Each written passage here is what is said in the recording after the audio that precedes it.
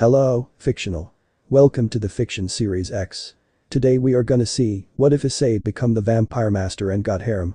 Part 1. If you end up liking this video, please consider subscribe, so without further ado, let's get into the video. A young boy with brown hair and eyes sighed as he opened his eyes.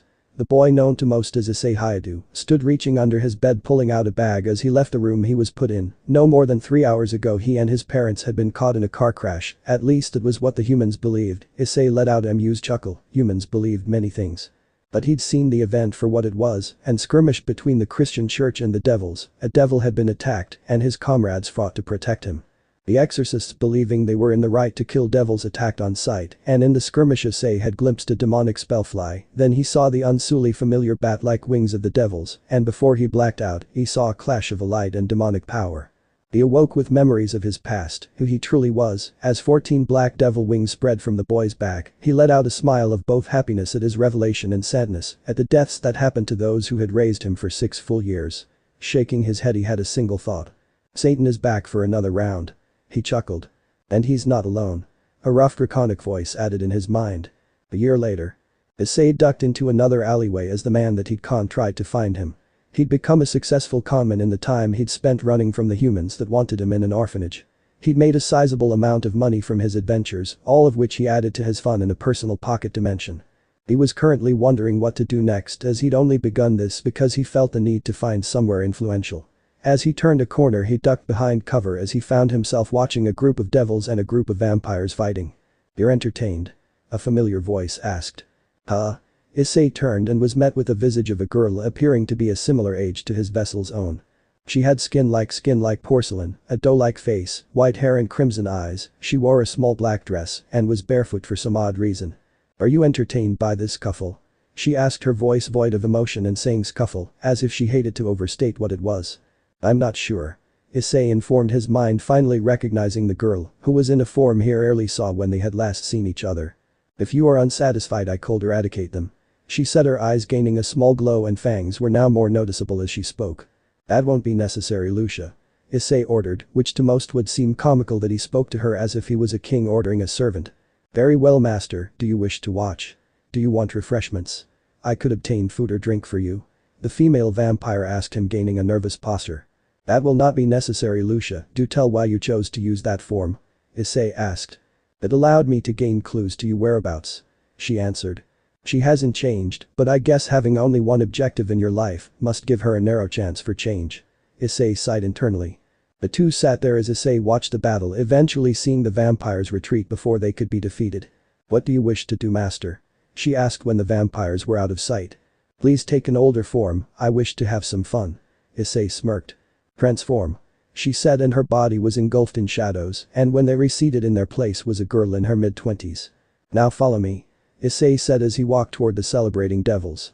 "Well done, excellent show," Issei said, clapping slowly as he and the vampire girl, Lucia, emerged from the shadows. "Huh? A kid?" one asked. "What?" another vampire. The entire group immediately went on edge. It was a group of 5. The leader was a teen with black hair and gray eyes. He wore a red button-up shirt, blue jeans and boots, with a sword at his side. Beside him was a teen with blue hair and violet eyes wearing a black t-shirt, jeans, black leather boots, and a black leather jacket. He also wore gloves with studs on his knuckles. With them was another teen, this one female, had brown hair and blue eyes wearing a skin-tight bodysuit with a sword at her side. The fourth was another female teen with silver hair and blue eyes. She wore a white kimono, and atop her head was a pair of wolf ears the same color as her hair, and a wolf tail of the same color waved behind her. The last was another teen with black hair and eyes. He wore a simple white t-shirt, blue jeans, some simple shoes, and carried a wooden staff with blades on either side. "Who are you and what are you doing with a vampire?" the leader asked, drawing his blade. "I've got quite a few names and titles, sadly in my diminutive form, I have yet to truly reach the point I used to be at. You may call me Issei," the young appearing boy said. "And the vampire?" the man in the leather jacket asked. Instead of speaking, she simply shifted her dress, and soon part of her breast, which Issei offhandedly noticed, were back to the size he remembered them to normally be, and there rested a devil family's crest. In the center of a magic circle was black flame behind a gothic S. "That symbol," the leader said, looking between Issei and Lucia, panicked. "If you are worried about me attacking you, I cannot act without Master's permission," Lucia stated. "Master?" the women asked in unison, looking to Issei. "So, who are you, young devil?" Issei asked, internally laughing at the leader's expression. Serious, Valak? He answered. I see, very well, I'll be watching out to see how you turn out, you're a promising one. Issei then turned. Lucia, we're going to meet an old friend. Issei ordered, and as he began walking, Lucia gave the young devil peerage a motionless look which caused them to tense and turned to follow Issei. 3 years later. Issei, now appearing to be around 9 years old, stood outside a facility run by the church with Lucia at his side, as she had been for the entirety of the last 3 years. Entering silently, the duo snuck through the building and found their target, opening the door to a room of children from the ages ranging of 8 to 15. Issei, with his red t-shirt, black pants, red shoes, and the black cloak he wore, would have made him intimidating had he been older and thus taller, but Lucia's gaze made a few of them shiver as they saw her gaze, however brief, on them. Like him, she had changed her attire to her original outfit she had before, a all-black gothic dress that had a star-shaped gap in the middle of her chest, and long black sleeves, each attached to her upper arm via belt. Her thighs were visible due to the dress stopping short of her stomach, and several belts were strapped between her ankle and hips, accompanied by a pair of black boots. These are the master, I sense few sacred gear users however. She said. It doesn't matter, they wouldn't be able to use them anyway. Listen up. You've all been deemed failures in this project, and the church has decided you aren't needed. We're going to be freeing you, the elder members of this group. I want you all to grab a younger member and run. Issei ordered, yelling the announcement to make sure all of them heard. Suddenly the two heard a yell, they're escaping. The eyes of the children widened and Issei let her curse Lucia give them an escape route, then go and stall the church, even if you have to kill those that stop you. Lucia nodded silently, and with a wave of her hand the wall behind the children blew open. Seeing the two were actually trying to help, the children began running, the older ones helping the younger as they slipped away, all splitting up into groups. Lucia turned just as the guards returned, and they took a step back as they came face to face with glowing crimson eyes and glinting fangs. The vampire, one of them yelled, rushing forward with a blade of light. She did nothing except grimace as the blade stabbed her, and the glowing died down and darkened. Then without hesitation she sank her fangs into him, and when she released him he was a husk. She had a smile on her face and blood on her cheek, and some dripping from her fangs. The other exorcists stare as she pulled the blade from her body, and the wound slowly closed up. That stung. She stated, gripping the hilt and leveling it at the other men. Die. She stated, and in seconds each was stabbed through the chest and fell to the ground. However, more only took their place. Meanwhile, Issei was wielding 2 swords made out of shadows as he fought wildly. But even with Lucia's speed and their power, some of the church members got after the children. Lucia, we've done all we can here, let's go and try to help a few of the children. Issei ordered, and after fighting his way to her as she dropped another drained husk of a man, he grabbed her arm, and the two were engulfed in shadows. They reappeared in the forest and ran after the children. Soon they found the bodies of many dead children, however there was one child still living among them. It was then Issei noticed the bodies of the church staff among them as well. She was around 9 with chestnut hair tied in a low ponytail and violet eyes. She wore a tattered white dress and was covering herself in the warm clothes of the exorcists. She held a light sword that was covered in blood, and she stared at it in shock. Issei knelt over the nearest exorcist body and began checking for items that could be helpful, growling to himself. Lucia looked over everything and looked down. I'm sorry, master. What are you on about, Lucia? Issei asked as he began checking another body, both giving the girl a wide berth, however she was watching curious. You wanted to save them, and I failed to give them enough time to get away. I failed you and disobeyed your orders. Lucia said, clenching her eyes shut as if waiting for him to punish her. Nonsense, we did what we could. If anything, it is my fault since I am weak at the moment. Now, I want you to give these children proper burials. He said, and then as an afterthought, and the exorcists as well. Then he turned to the curious girl. Hello Milady, I am Issei Haidu, and you are? Issei asked with a low bow. Irina Shidu. She answered, blushing. So Orphaner volunteered? Issei asked, and she looked down. My daddy was asked that I participate, and he allowed it with the condition he could pull me out if he felt I was in danger. She answered. I see, would you like to go home? Issei asked as Lucia began picking up bodies, her clothing covered in blood. Yes, but how? She asked. I'm a powerful person, Milady, think of me as a guardian. Issei informed. An angel? She asked. No. Issei said simply. A devil? She asked, this time tensing. Of a sort, I Milady am a form of balance. If there is light, there must also be a dark. I simply maintain my side of the balance, making it easier on the God from the Bible. I'm a shall we say partner to him. Issei informed. It has been 8 years since their attempt to save those children and their subsequent rescue of Irina Shidu. They'd taken her to her home and left as she reached the door. They spent some time helping others and gaining a foothold in the supernatural world until Issei found himself bored, and within the week they'd set themselves up with a mansion in Kuo town with everything being of high, almost UNNATURAL, or as it really was the case, supernatural quality. After setting up their home at 15, they entered the formerly all-girls school, Kuo Academy, for their first year in high school. Cementing themselves into the school and rising in popularity almost overnight, it became known that Issei Hayadu was a rich boy who was sitting pretty on his family's money, and that the newest member of Kuo's great ladies, alongside Ria's Gremory and Akeno Himejima. The duo had immediately noticed were devils, Lucia Valentine, his German friend and fellow rich kid. Issei gained a title, King of Kuo Academy, alongside Yudo Kiba's Prince of Kuo Academy. As the two hid, they made sure Issei seemed human, going as far as to hide his aura and non-human traits. However, Lucia refused to hide her vampiric traits, and feeling that ordering her to hide them would be cruel, he decided that she could leave it as long as she could hide her power and her aura and make it similar to a Damfer. Seeing this as agreeable, she did so.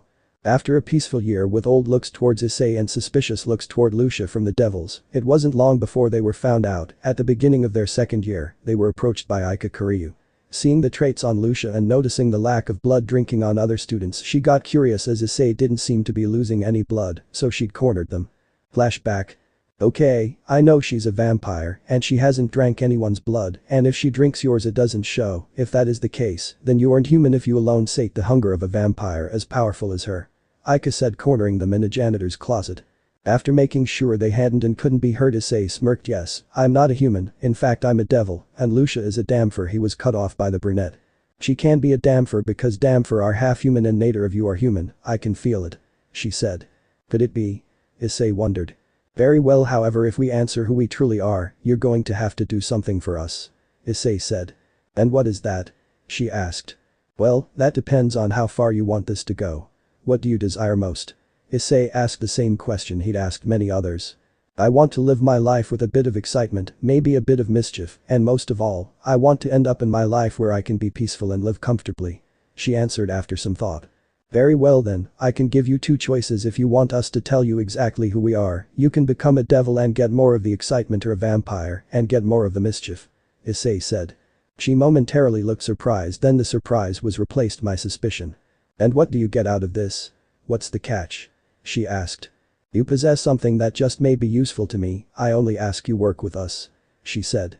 Both are for you? She asked. Both. Issei smirked. Okay, I'll bite. Why do you want me to choose? She asked. Well, I honestly want to know, do you prefer excitement or mischief? With becoming a devil working with me, you'll get your excitement as I'll need some strong employees, and those employees will need some jobs which could be fun if you think they are, and with becoming a vampire, you'll work with Lucia and basically you'll be working more on the wordplay and otherwise causing problems for our enemies. Issei explained. She seemed to think on this and smirked. Fine, I'll choose both. She said, causing Issei to smirk. Then do we have a deal? Issei asked. Deal? They shook hands and a black magic circle appeared on her arm briefly before disappearing. Huh? She asked. Since I can't make you a devil yet, this will make sure you don't back out of our deal, and I cannot do so either simply because then I gain nothing from it. Now before you're made a vampire we should explain who Lucia and I are. Issei began. Flashback end. Aika had come out with her eyes temporarily crimson, her skin paler, her face had a more doe-like look to it, and her fangs had grown instantly. The duo noticed the devils now keeping an eye on Aika as well. She joined them in their home not 2 days later. After some time, fallen angels moved into town and then they approached and killed a boy, Toshiro Kurosaki. The boy was saved from death by Ria's Gremory. As the duo watched him begin his life as a devil, they noticed the fallen angels were making their move. It was when they met Asia Argento and helped her and learned after she tried saving Toshiro that the fallen angels were going to take her sacred gear. Do I go and eradicate them now, Meister? She asked, adding Master in German since they were regularly in public and she could pass it off as a nickname to their classmates. No, stop them and bring Asia and whoever leads these crows to me. Issei ordered. Yes, Meister. She said, and in a blur of speed she disappears. Meanwhile, Aika sat in her room reading inappropriate magazines. Meanwhile, Toshiro Kurosaki and his fellow devils of Ria's Gremory's peerage were running to save the girl who had tried to save him, and the abandoned church was in sight. Toshiro was a second year of Kuo Academy with spiky white hair and turquoise eyes. He wore the Kuo Academy male uniform with a white t-shirt under his open blazer, an open button-up shirt. With him was Yudo Kiba with short blonde hair, gray eyes and a mole under his left eye. He wore the Kuo uniform as well, but his shirt and jacket were buttoned up. The last member of their group was Kaneko Taoju, who was a petite girl with white hair and hazel eyes. The front of her hair had 2 long bangs going past her shoulders and several loose bangs hanging over her forehead, while the back had a short bob cut. She also wore a black cat-shaped hair clip on both sides of her hair. She usually wore the Kuo Academy girls' school uniform, without the shoulder cape. They soon arrived at the doors, and Kaneko was quick to kick them down. In the main room they were met by the insane silver-haired priest Fried Selzen, who had been at a client's house and killed them before Toshiro had arrived and tried to kill him, prompting Asia to help him seeing his human personality tried to save him, prompting this mission as they soon found out they were going to take her sacred gear. As Fried spoke his insane speech about devils and how he never had to face the same devil twice, however Toshiro couldn't help but notice the bat which was perched atop which in its own was confusing, a pew seemingly staring at the group. As the battle began to reach its peak, a blur of white shot past the group throwing Fried into the wall with the force alone, ripping away a covering to a hidden room and disappearing down into the basement. Fried got up shakily and clipped an object from his jacket, throwing it down, caused it to explode in blinding light, and he was gone. Toshiro looking around noticed the bat was now frenzied flying around as if in panic. "Let's go after that blur," Toshiro said and the trio ran after the blur of white when they began their trek down, however they froze momentarily as immense pressure came down upon them, powering through it, however only got them a few steps further. "No. No. No. It's a monster. Please God save us. Run for your lives. I don't want to die." The fearful screams of many men were heard. The group arrived to see their classmate Lucia Valentine, the lower half of her face covered with blood, her eyes glowing like beacons of red, her porcelain skin and dough-like features only adding to the horror of the image. The stray exorcist seemed to be trying to run away as she moved as if by teleportation to each and within seconds, they fell either husks or bleeding profusely from deep wounds and missing limbs. On the ground before a cross laid the body of Asia, seemingly dead, and the group saw the lead fallen angel trying in vain to regather her forces. When the last exorcist fell, the fallen angel, who Toshiro noticed was the one that tried to kill him, tried to make a run for it only for Lucia to grab her arm standing tall in midair. "I'm sorry but I can't allow you to leave," she stated, her voice void of emotion as she grabbed the hand in her grasp tightly and threw the fallen angel into the cross. "But first, I must fix your stupidity," she said Ines. "But there's no way. She's already dead," the fallen angel cried in fear. Sway she continued as if she hadn't heard. "It's impossible for anyone without a form of reincarnation and her sacred gear to bring her back," the fallen angel yelled. "Ray." She finished and suddenly the silver rings from the fallen angel's hands ripped off the fallen angel and sunk into the blonde nun's skin and within moments her eyes fluttered open. "This. Lucia, you're bleeding," she yelled jumping up. "It is not mine, however my Meister asked me to come get you and the fallen angel, please come with me," she said. "Issei?" she asked. Lucia nodded, grabbing the fallen angel. "Okay, are you sure you're not hurt?" Asia asked. "Asia, nothing these trash could ever do to me would cause me any lasting damage," she said cryptically and sighed. "Now get on my back please," Lucia ordered. Asia confused did so and with her grip on the fallen angel, she shot off once again a blur. "What was that?" Toshiro asked in confusion. "Miss Valentine is a Damphor, a half-vampire that we believe is under the control of Issei Hayadu, though how he controls her we are unsure, but she hasn't drank the blood of anyone in town, and if she drinks blood from Mr. Hayadu, he doesn't show any signs of it, however she has turned Ika Kiryu into a vampire as well, we don't know how she did this either," Yudo explained. "The vampire, huh?" Toshiro said. Later. "Good job Lucia," Issei complimented, causing the vampire to beam in pride. "Now, what to do with you fallen one?" Issei said chuckling, looking at the fallen angel woman in question who was magically restrained. If one listened hard enough a shower could be faintly heard. The fallen angel remained silent, fearful of his verdict which most likely would be enacted by the vampire. Unlike the devils, she could tell they were only hiding their power. As a mistress of disguise she could easily see that fact, but the hidden power made Rainer fear them greatly. "Ah. Since you saw fit to take Asia's life, she now owns yours," Issei decided. "What?" she cried as he put his hand to her shoulder and his symbol appearing on her shoulder, and the former Gothic S was replaced by a Gothic A. "Your life now belongs to Asia," Issei informed. "You can't do this," she cried. "I think you'll find that I can and I have, it is only fair after all," he informed.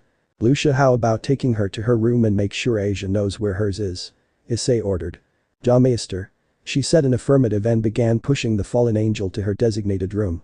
"Asia's pav," I smiled as I exited the shower, thankful that Issei and Lucia were kind enough to let me use it and were letting me stay. Is this what having friends is like? I asked myself. Then a knock sounded at the door. Hey Mejia. Meister has ordered me to show you to your room when you're finished. I've already laid out clothing for you to wear until yours are cleaned. Lucia informed.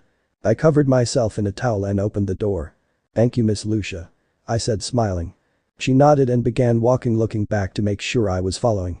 Soon we arrived at a comfortable looking room with a comfy queen-size bed on which sat a nice baby blue nightgown and a uniform similar to the one Lucia wore, except for Lucia's jacket over it.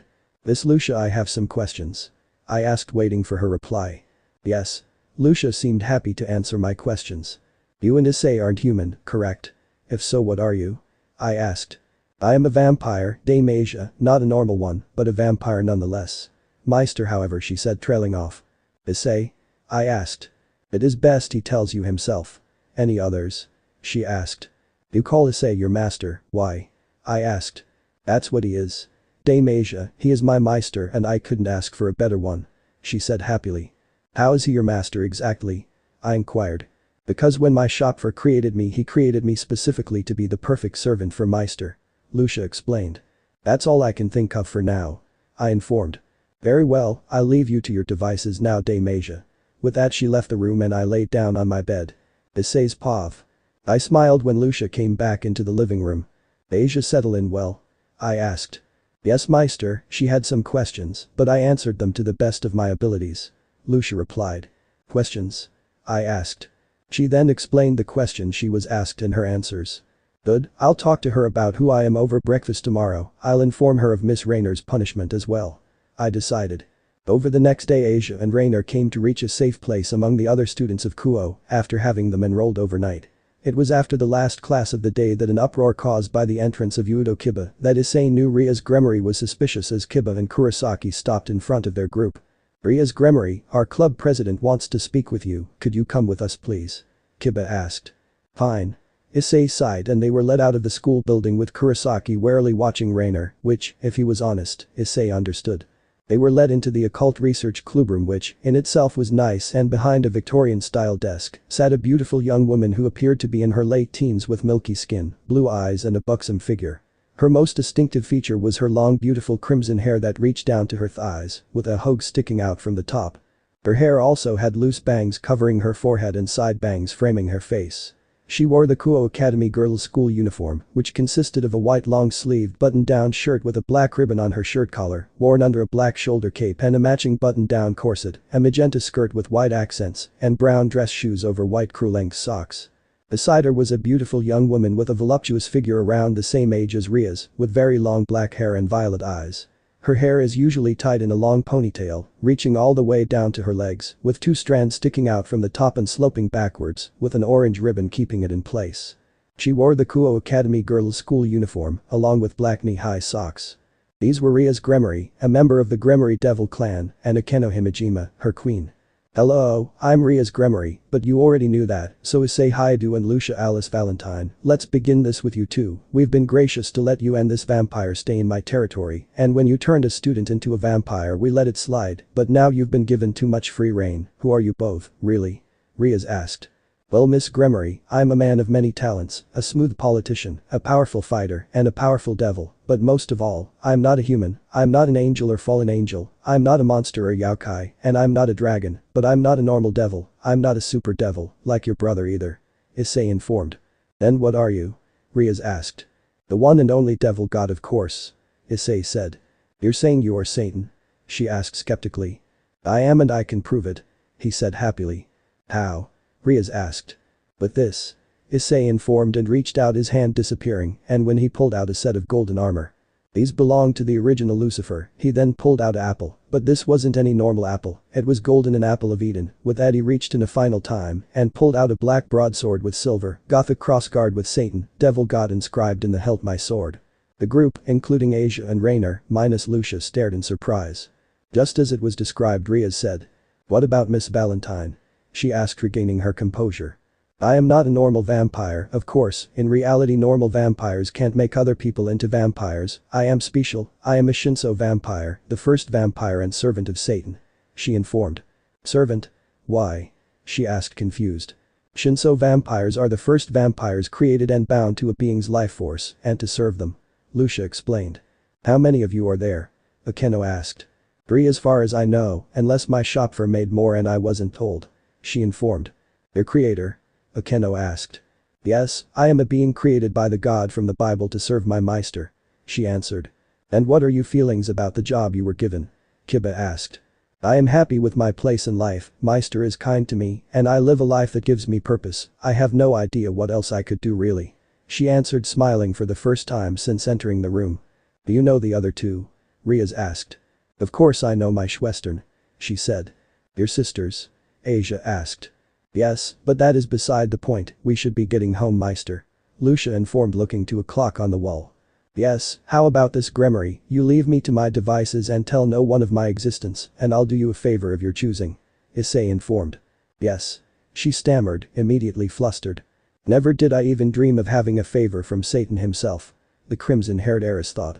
The next week passed without incident, and Issei and his group, including Aika, were added to the Occult Research Club in case they needed a way to get out of class, and Riaz and her peerage learned the delights of Lucia's cooking and Issei's teaching Asia of the truth behind the 3 factions, his friendship and partnership with God, who they learned took a female form when they were younger. Though not even he was sure if that was just preference or the actual gender. This went unimpeded until Issei's group arrived with ice cream cake one day, hoping to share and perhaps learn a bit more about the evil PIECES, more for Issei's sake than any others. They stopped outside the door when they felt 2 more demonic presences than usual, and neither were familiar. Instead of maintaining his cover, he decided, why not, and opened the door. Yo Riaz, we're here. Lucia took more time with today's treat. Issei informed, walking in and setting down one of the cakes they'd brought. You interrupted our meeting for cake. A blonde boy in a burgundy blazer with gold embroidery on the right with matching pants and black dress shoes. Underneath his open blazer was a white dress shirt that was not fully buttoned, just 1 button short, giving a slight view to his chest. Oh, a phoenix, nice little birdie, do be quiet or I'll throw a blanket over you. Issei said in fake kindness as he moved on to the other unfamiliar devil in the room, a beautiful woman appearing to be in her early 20s, with silver hair and matching eyes. Her hair, which flowed all the way down to her back, featured a long braid on each side with small blue bows at the ends, while the rest was let down, ending in twin braids. She wore a blue and white French-made outfit with long sleeves and a white-made headband over her head, with red lipstick as a cosmetic accessory. Hello Milady, we haven't met before, my name is Issei Hayadu, a simple wandering devil, what might your name be? Issei asked, kissing her hand. She blinked. I am Graphia Lucifuge, Queen of Surzich's Lucifer. Ah. Issei said in acknowledgement. Boy. Don't ignore me, you peasant. The Phoenix devil yelled, sending a fireball at Issei. Issei looked at the fireball and, to everyone's surprise, caught it. I've seen better from you, clan. I must say though, you are quite sloppy, overconfident perhaps. Issei asked. Issei, meet Razor Phoenix, a member of the Phoenix and unfortunately my fiancé. Riaz informed. Do you remember that favor I owe you? Issei hinted. Huh? Riaz asked herself internally, then he processes what he said. Does he mean to reveal himself? Very well, I wish to have my arranged marriage resolved, and if you make that happen, I'll consider the favor paid. Riaz said, smirking. What are you suggesting, Riaz? Razor asked. Razor Phoenix, I challenge you, and with the permission of Surzich's Lucifer and Lord Gremory, or Lord and Lady Phoenix, if possible, to have a wager of sorts. Issei said, turning to Graphia. Very well, I'll speak with Lord Lucifer, Lord Gremory, Lord Phoenix, and Lady Phoenix. Graphia informed, and after 30 minutes she had gone and spoken with the 4 and come back. Lord Phoenix, Lord Lucifer, and Lord Gremory are interested. You have permission. What is this wager? Graphia asked. I will send forward 1 servant, and if Razor loses, the marriage is dissolved, and in return for my services, I want a set of evil pieces. However, if he wins, he can choose one of my servants, and they belong to him. Issei informed. You, a peasant, have servants? Razor asked. I have servants, my equivalent to a queen, Lucia, my equivalent to a rook, Aika, and my equivalent to a bishop, Asia. Issei informed, indicating the 3. I agree to your terms. Razor said beepily. Another conversation with the interested parties and Graphia returned. It is agreeable that should you win you get what you ask for, but what keeps you from backing out? Graphia asked. Surzich's is suspicious of me, huh? Issei asked. Very well, since I won't be sending Asia to fight, she will wait with Lucifer, and until the victor is decided and the winner gets his prize, she will be in his care. Is that agreeable to you, Asia? I understand, Issei, I'll agree. Asia said, surprised. Graphia nodded. An hour later. Razor stood waiting in an arena for Issei to choose who to fight him. Surziches stood beside him having just told Issei to choose. Lucia, make me proud. Issei ordered. Of course Meister, I will not lose. She said. Aika, you might want to watch closely, this is a level you might reach eventually. Issei whispered as the battle was being announced. Begin. Grafia's voice over the intercom announced. Meanwhile Ria sat in one of the observation rooms, hoping and praying to Satan who she had ironically trusted to fight this battle, that she was right to trust Issei. As soon as begin was announced Riser threw a fireball, testing Lucia's strength, she boredly knocked it away without effort. Sending another, this time stronger, he found this to be just as effective. Do you wish to begin now? Lucia asked Border, is that all you have to offer? Don't mock me. Razor yelled, rushing forward and sending a fire-covered fist at her head. It made contact, but none of the spectators nor Razor could see any reaction, not even a blink. Surprised, he stepped a few feet away. A pity, I believe it is my turn now. Lucia said and rushed forward. In an instant she stood with her fist in front of his face, and a shock wave sent him flying into the side of the arena. HMPH, I think you deserve more than that. Lucia said, her eyes darkening. She waved her hand, and Razor went flying into another arena wall, leaving an indentation in the wall. Not enough. Lucia stated, taking one step back, waiting. Razor stood and growled. He rushed forward and began a barrage of quick flame-covered punches at her. She stood still, showing no sign of damage. Blood, Shanton. Lucia said, and Razor blinked when he found a gun pointed in his face. Bang. She stated, and a bullet went straight through his head, causing him to step back and wait to heal. He looked at the weapon that had just harmed him. It was a pistol which she had two almost identical copies of. It was a pistol with gold engraving on its grip and barrel. On its frame was a triangular attachment that bore a Gothic B on one and a Gothic S on the other. From each grip came two white tassels. Guns? Razor wondered aloud. Orichalcum guns made specifically to use magic bullets, shadow bullets. She said and began shooting Razor. Surprised, Razor tried to dodge, but Lucia simply moved with him and he began being peppered with holes. She soon stopped and waited for him to regenerate, and the two guns dissipated into shadows. Why get rid of them? Razor asked. I don't need them, however, I'll give you a chance. Razor Phoenix, hit me with your best shot. Lucia said. Growling, Razor summoned a ball of flames into his hands and threw it at Laughed and let the ball begin to dissipate, thinking he'd put enough into the attack to damage her. When he could see her, his eyes widened as her wounds regenerated. What? He yelled and threw several more giant balls of fire. Razor Phoenix, I've played this game long enough. I think it is time I stop holding back. I'm annoyed by weakening my body to make this interesting. I thought it might entertain Meister more to see you acting confident in the face of certain defeat. However, I've decided to fully enact punishment on you. No more games. She growled, walking from the flames completely unharmed, not even regenerating, just not taking damage. Aim? Punishment? Razor asked. Yes, this is a farce of a battle. I am demeaning myself to even show fake damage, simply to see if Meister finds your ignorance more entertaining. However, your words still deserve punishment. Earlier you sullied Meister's name with your ignorance, and I cannot allow that to continue, nor can I ignore your former words. For your impudence, the punishment. She paused in her movement. Is the wrath of a Shinso vampire, she growled, rushing forward even faster than before. When in range she punched, sending Razor flying. Instead of letting him hit the wall, she rushed in the way of his flight and punched him in the stomach, causing spittle and blood to fly through the air and a resounding crack to fill the arena. Giving him no time to recover, she began barraging him with punches, causing more cracks to sound. Bruises began appearing and blood after it, only to be replaced by more as he regenerated. Meanwhile, in the booth with Surziches, Lord Gremory, Grafia, Lord and Lady Phoenix, and Asia, Lady Phoenix watched in horror as her son being beaten around like a rag doll. Gruesome, I must say, but one must wonder who is he to have her feel for him so? Lord Gremory asked. Yes, though what she said couldn't really be a Shinso like in Zekrom Bale's books. There were only 3 known Shinso, and each had a master they followed. Lord Phoenix said, curious. Suddenly all eyes turned as Issei entered the room. She truly is a Shinso. I'm sure you must have realized by now who I am. Surziches Lucifer. After all, you took my son's name rather well. Of course you fit better with a leading title than that dunderhead.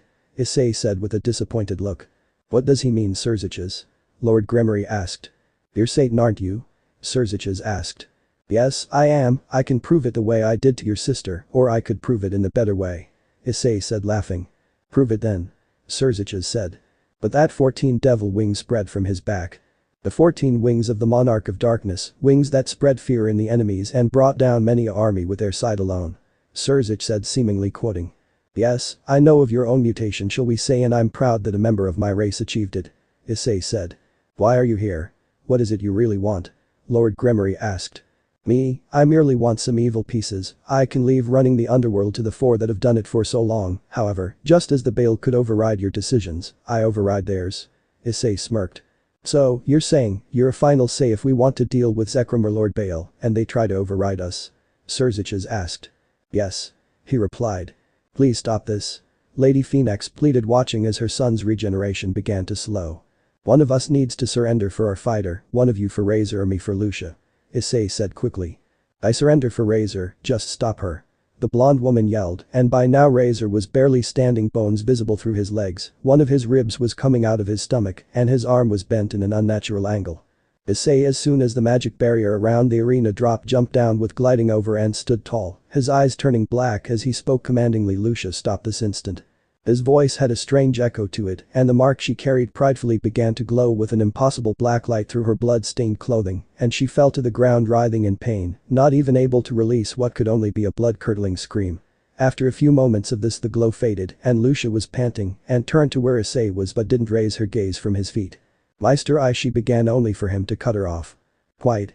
You've gone too far, Lucia, you'll be properly punished later, get up and follow me.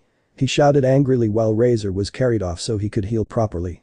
It has been a week since that battle. Issei had received his prizes, and when they returned to the occult research club room, Issei left everyone to have the cake and celebrate, and left with a silent Lucia who hadn't looked up from the ground since she'd been taken from the arena.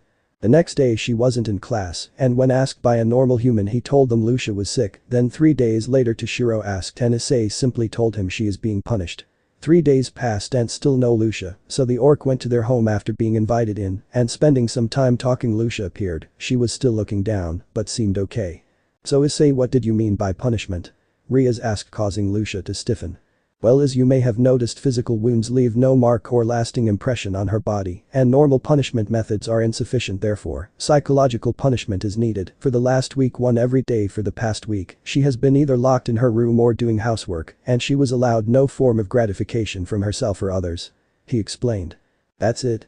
Time in her room and no compliments? Riaz asked, confused. Lucia is a person you can just spank or hit and expect that to last. Lucia is happiest when around others and when being acknowledged for her work, especially from me. I could have done worse, but the situation was not to the point I should have done more. As you can see, she's much calmer, and her anger won't flare up if she sees Razor again. And something you might not know. She's weaker than she was before, not noticeably to you but to me. I know her full strength. Issei informed. What is the worst you could do? Toshiro asked. This time Lucia took on a panicked posture. The worst, Toshiro, is me sealing her away. Issei informed, and the temperature in the room literally dropped and frost began covering the walls, floor, furniture, and ceiling.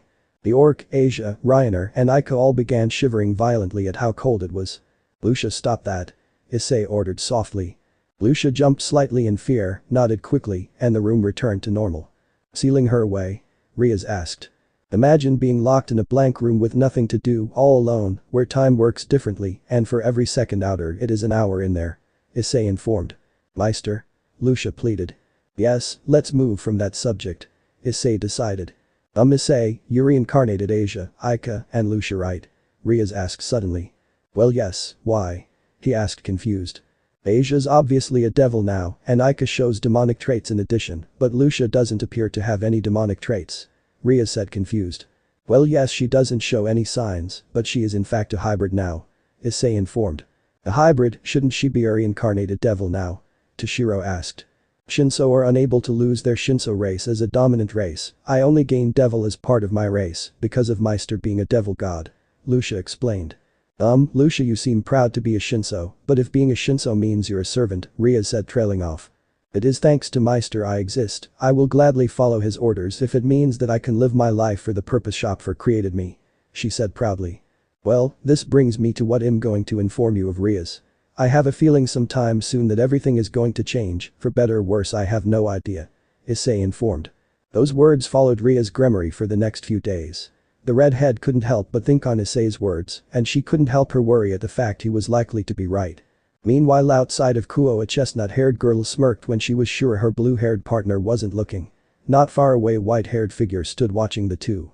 After a quick day at school, Issei and Aika sat watching TV. Lucia was in the entrance hall cleaning, Asia and Rainer had gone shopping, and since Issei was Satan, very few ever got his true summoning circle, so he was only ever summoned by leaders in both the normal and supernatural world, with access to old documents, and those old enough to know his true nature, so they sat contentedly alone. Just as the commercials were ending, a soft knock could be heard at the door. Lucia was quick to move and opened the door, giving a bow. "Hello and welcome to Hydu Manor, how can I help you?" She paused to look up at the two women Damon. The first of the two was a young woman with chin-length blue hair with a green fringe on the right side and dark yellow eyes, wearing a white hooded cloak which was currently down. Beside her was another figure. This one wore a cloak. "We're here to ask your lord if he could set up a meeting for us," the blue-haired woman informed.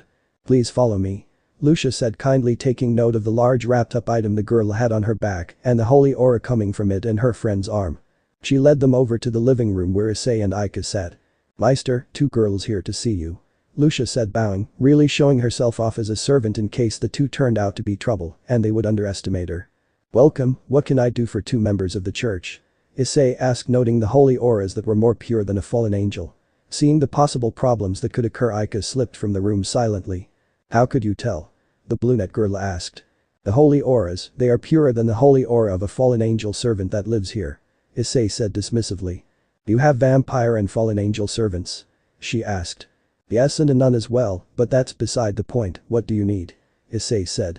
"Well, we're here to see if you could set up a meeting with Ria's Gremory for us," the blue-haired girl explained. "I see, I can do that. What are your names?" Issei asked. "I am Zenobia Quarta," the blue-haired girl answered. "Issei, it's me, Irina," the hooded girl said, and the hood fell, revealing familiar chestnut hair tied into two twin tails with blue scrunchies. Lucia's eyes widened and Issei stood stock still. "Dame Shidu, if you told me I would have brought you some tea or some refreshments. Scratch that, do you need anything?" Lucia asked quickly. Issei blinked, immediately confused, and Irina smiled. "Tea for us please, Alice."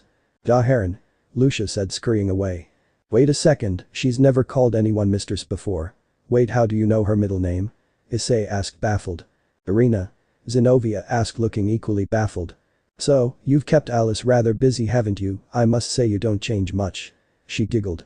Issei froze, and Lucia re-entered with a circular silver tray with 2 cups and a teapot on top.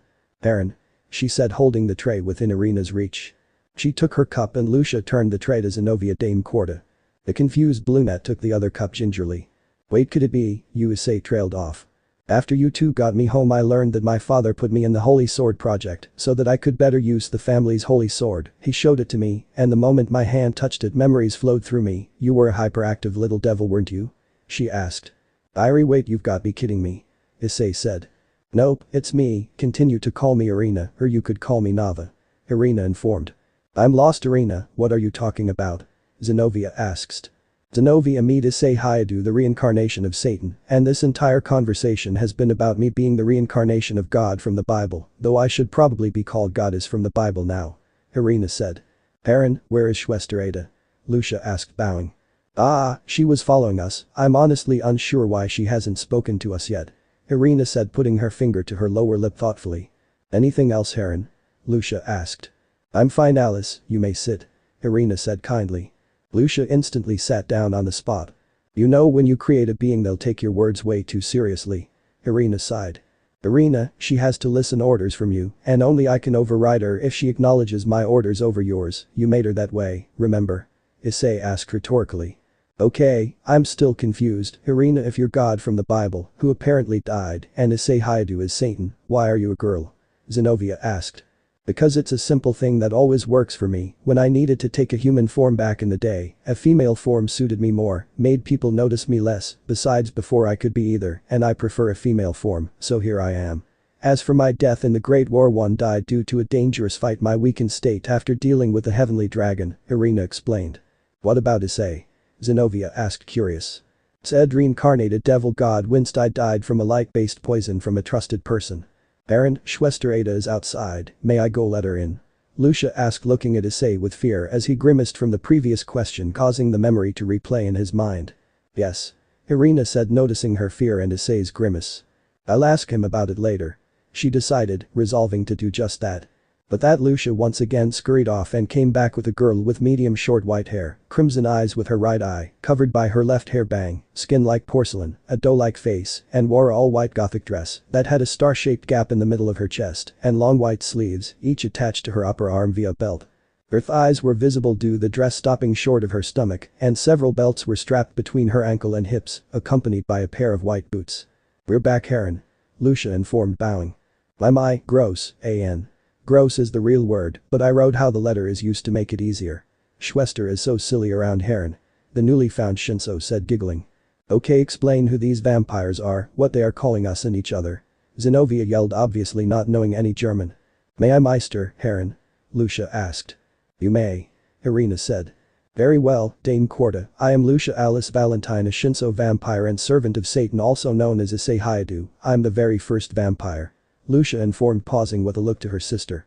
I'm Ada Carmelia, a Shinso vampire and servant of the god from the Bible, or Nava, goddess from the Bible, as the case may be, also known as Irina Shidu. I'm the third vampire and mother of the current Carmelia faction of vampires.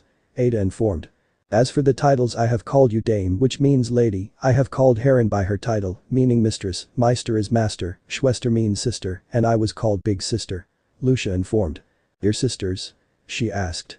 Yes, they are part of a trio as they were all created around the same time, first Alice, then Cheryl, then Ada. They were all created as a set. Irina informed. Wait, if she's his servant, and she's your servant, what about the other Cheryl? Zenobia asked. She's Tiamat's servant, since I was on good terms with Tiamat and wanted to solidify her as an ally. Irina answered. Yes, so Issei, I'm going to finish this church mission, but afterwards how about a day out? Irina asked. Sure, so this mission, anything to do with your holy auras since you are hiding yours, Irie? Issei asked. Yes, Excalibur fragments were stolen and we were sent to retrieve them from the thief, Kakabiel. Irina explained.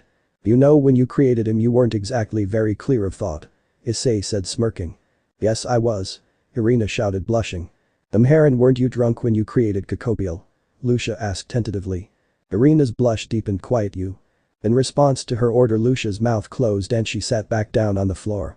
She's right, Harem, I specifically remember you drank with her Susanoo and woke up the next morning having created two angels in female form and using Dame Gabriel's bosom as a pillow while looking like her identical twin, might I add.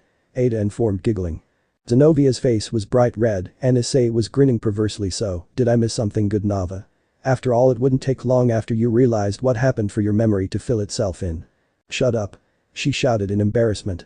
Lucia tapped Irina's shoulder. Yes, Alice. It is late, do you and Dame Corda wish to stay here? If so, I can lead you to a room you may use. Lucia said quietly. Oh yes, it is fine, right, Issei? Irina asked.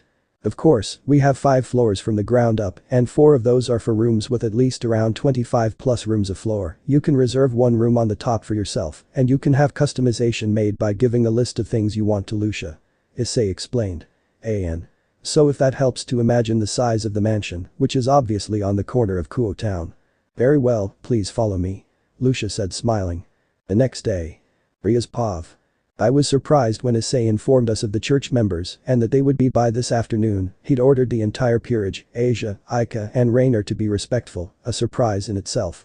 The biggest surprise and the strangest thing was when they arrived, Lucia was immediately offering tea and to cook her best cake to the chestnut-haired girl.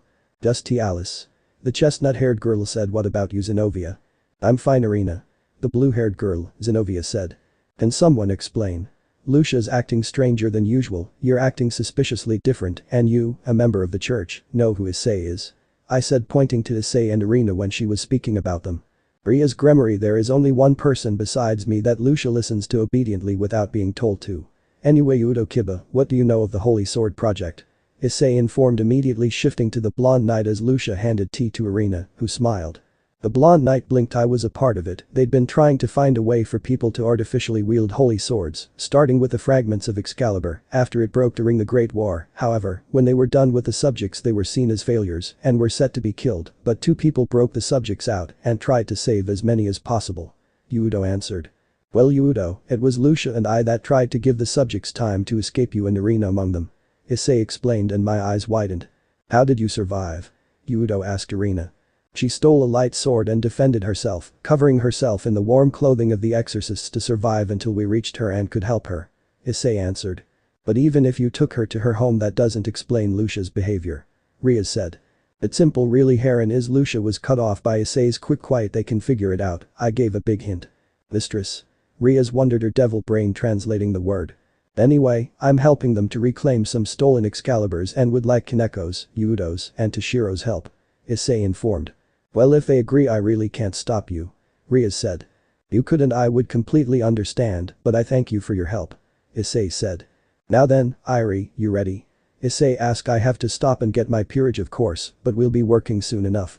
We'll meet you at your house then. Irina said. After being gathered together the peerage split into groups with one group led by Issei, one by Lucia, one by Zenobia, and one by Irina. Issei had with him Asia and Kaneko, Lucia had Yudo with her, Zenobia had with her Akeno and Rias, and finally Irina had with her Aika and Ada. It didn't take long for someone to find something, it was no surprise when Yudo and Lucia were attacked. They were walking past a convenience store when Lucia took a step back and raised her hand to block a sword with her palm. Yes? She asked noticing the familiar silver hair and red eyes of the stray exorcist the Gremory group had been fighting when she went to save Asia. How can you, a devil bitch, touch my great Excalibur-chan and not be burned? He asked angrily. It matters not, Heron wishes me to take back the Excaliburs, I will do so. Lucia informed and lifted the blade and user and with a jerk of her arm, sent him flying sans his blade. Flipping the blade and gripping the handle a second later a large tear in space appeared beside her and she placed it inside. Excalibur rapidly retrieved, exorcist eliminated, pending. Lucia stated to herself turning on the stray exorcist. The silver-haired man seeing danger threw down a flash bomb and while the two were blinded he ran. Mission postponed. Lucia decided looking to Yudo we'll need to keep moving, please make a report. Shouldn't you make a report to Hayato-san? Yudo asked getting his phone out. Probably. She said though she made no move to do so. Well? He asked as it began to ring. I probably should, but I won't and if you keep quiet I'll give you the Excalibur. Lucia bargained. Yudo became suspicious of the normally completely obedient Lucia not doing something her master would want. Taking the deal he reported to Rias that they found freed Selzen wielding an Excalibur and he got away. Lucia nodded looking around. Yudo Kiba, you wish for revenge, do you not? She asked when he finished the call. Yes. He stuttered in surprise. I too have a wish. She said. What is that wish?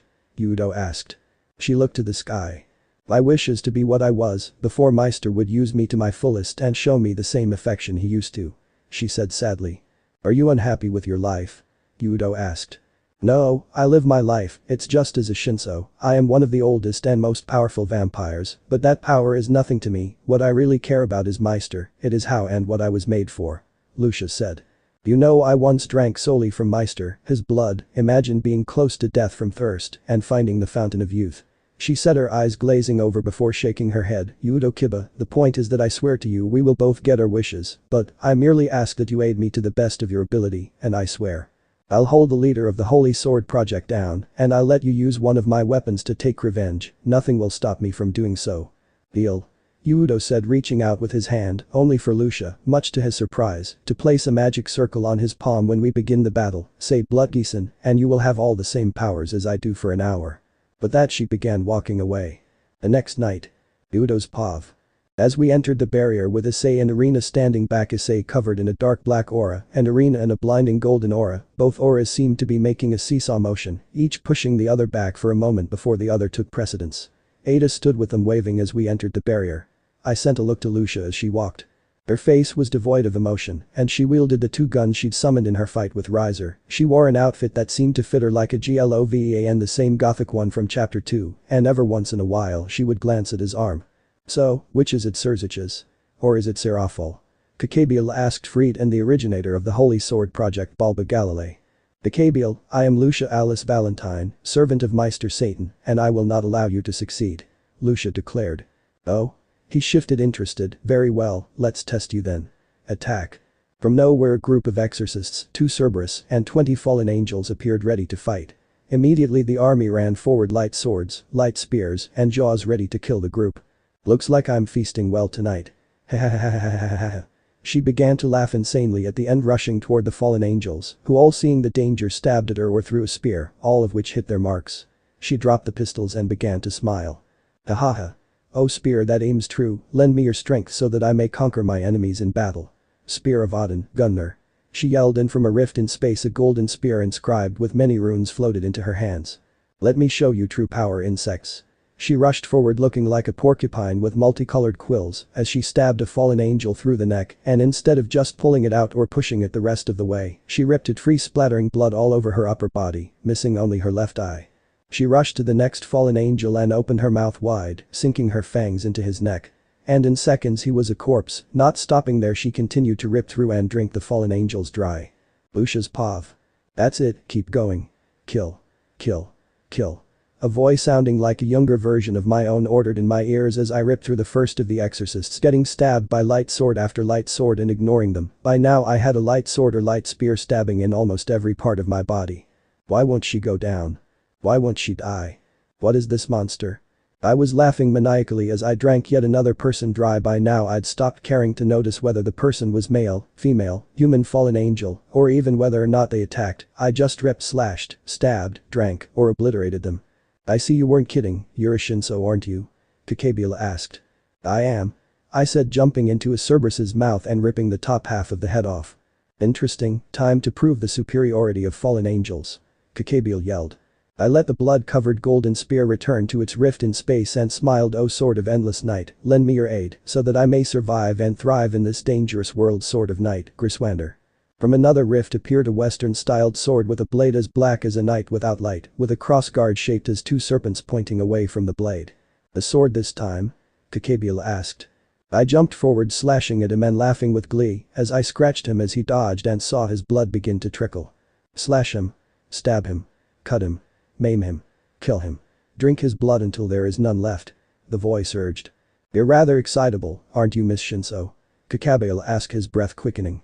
Slash, stab, cut, maim, kill, drink, slash, stab, cut, maim, kill, drink, slash. I continued to chant this as I attacked.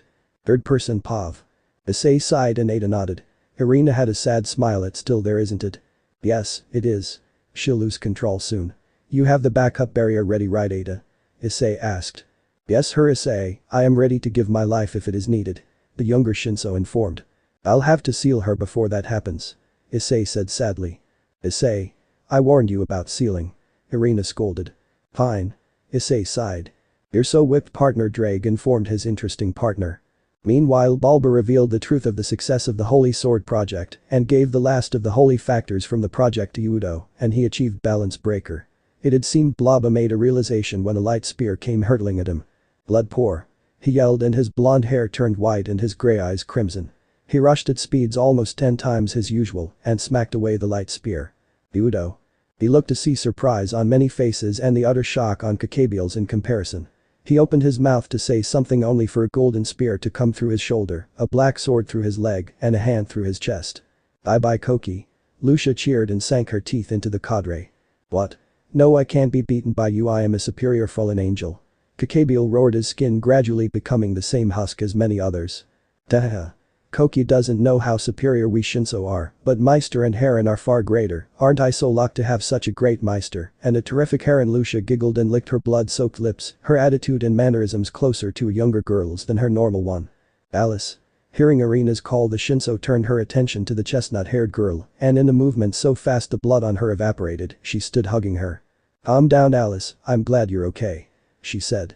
"Meow," she said happily, giggling as Irina rubbed her head in the elder sibling way she always did. It was some time later that Lucia had fallen asleep on the Occult Research Club's couch, and Uip had gone back to normal. However, a black rose tattoo was now on his forearm near his palm. "Udo Kiba, did Lucia start acting strange the other day?" Issei asked. Udo looked nervously at Lucia. "When we fought Freed, she beat him and took the Excalibur, but hid it and made me promise not to tell anyone. In return, she promised me the ability to take my revenge." And what a revenge it was. He'd found out he had fangs and out of urgent instinct drained Bulba dry of blood, felling his power double. "And this transformation, how did she make it possible?" Issei asked. "She placed a magic circle on my arm and told me to activate it. I had to say blood pour," he informed. Issei sighed. "Udo, I'm afraid she's done something irreversible. You're a Vorlaufer vampire reincarnated as a devil now." "A what?" Udo asked. Vorlaufer vampire, a closer relative to modern-day vampires but still much stronger and has most of the same abilities as a Shinso minus most of the psychic abilities," he explained. "The Zyka one?" Udo asked. No, she's a normal vampire, albeit she has much faster regeneration. Issei answered. Udo took a minute to think, what does this mean? You'll have to retrain yourself physically from scratch, I'm afraid. Issei informed. Even when not in vampire form you're still stronger than you were before. What does this mean for you, Udo, if he runs into any vampires? Riaz asked. Well, as a Vorlaufer, Udo is in essence Lucia's brother. The hierarchy goes like this: Shinso such as Lucia and Ada are the top, gaining titles to show their strength. Then there are the Vorlaufer who gain similar titles. Then there are Shinso created vampires who birth more vampires, starting a family or coven, and create the lower classes. Then there are the lower classes with their untapped potential whom have the ability to create other vampire, but if they do, the vampire is only halfway changed as they don't have the power necessary to do so.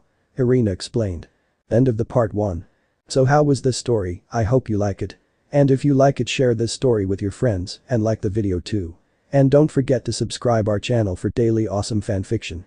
Okay, it's time for me to go. Bye bye.